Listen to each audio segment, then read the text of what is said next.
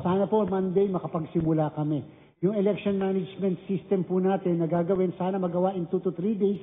Pagkatapos meron po tayong gagawin din dahil bagong EMS, magkakaroon po ng, lahat po ng ballot faces ay babaguhin at magkakaroon po ng serialization, isi-serialize po yon. Kung napansin po ninyo, pag tingnan ninyo ang website ng COMELEC, burado na po ang lahat ng ballot faces ng buong lahat ng regions upang hindi malito ang mga kababayan natin, upang hindi mag-create ng impresyon na ganito o ganyan.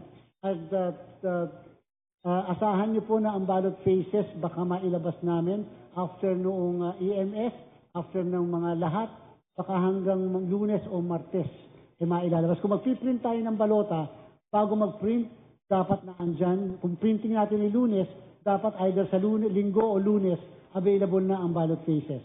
So once na nakita po ninyo lahat ng mga kandidato, partido politikal,